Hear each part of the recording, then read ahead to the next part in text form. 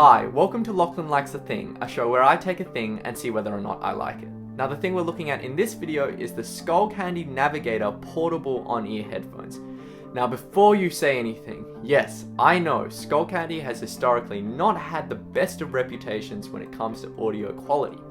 However, one thing that made me start paying a bit more attention to the brand was the article over at Tal Hurston's site, Inner Fidelity, where he interviews Skullcandy's new head of audio engineering, Dr. Tetsuro Oishi. The guy does seem like he knows what he's doing. They've done more testing and they do seem to be listening. And as part of that new effort towards improving sound quality, they've released new revisions of a lot of their products, including the Skullcandy Mixmasters and the Skullcandy Aviators. And the new revisions all say Supreme Sound on the box, so you know that they're new versions. I'm actually a bit of a fan of the Skullcandy Aviators. I've always thought, ever since I heard a Friends pair, that they have a warm but a pretty nice, tight and balanced sound. So I got the Skullcandy Navigators out of curiosity because I wanted to know whether they could get the same sound in a smaller package. But first off, let's look at the design. So the Skullcandy Navigators have what I think is a really well thought out design for a pair of portable headphones. You have all these solid metal parts throughout the frame of the headphones, so even though it's lightweight, it feels very solid and durable.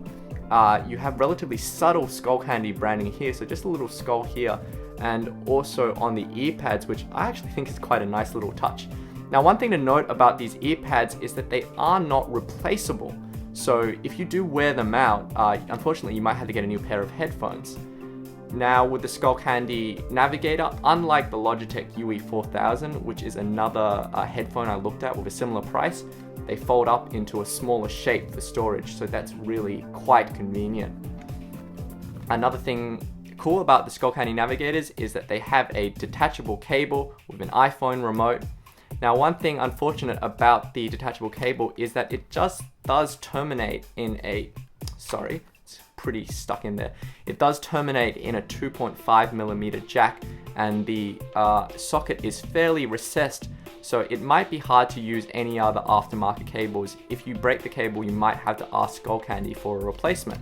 Now, I don't know if the Skullcandy Navigator was designed for people with smaller heads or I just have an unnaturally large head, because I found that I actually basically had to use the largest size of the headband adjustment to get them to fit right on my head. So if you have a bit of a bigger head, it's worth checking out to make sure that these will fit before you buy them. The Skullcandy Navigators just pop on here. They're quite comfortable. They do a good job of blocking out external noise. They do a better job than the Logitech UE4000s. However, they are a bit less breathable than the UE4000s. So if it's hot weather, you might find they get a bit stuffy. So how do the Skullcandy Navigators sound?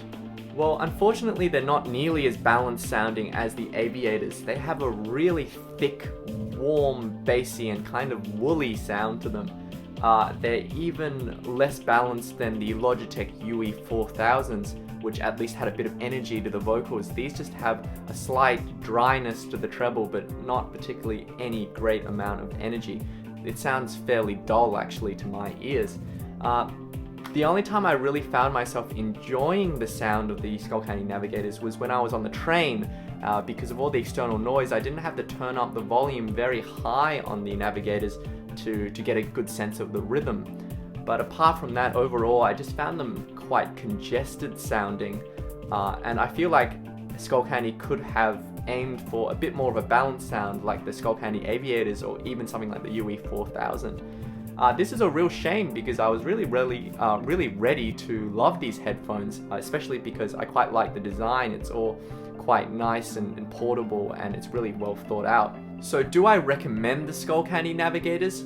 Well, unfortunately, just like with the Logitech UE4000, I couldn't really recommend these if sound quality was your main priority. However, if you do a lot of traveling in noisy environments, these are a really good option because they do fold up into that compact shape. They are very isolating from external noise, so they're a good little package and they're quite reasonably priced.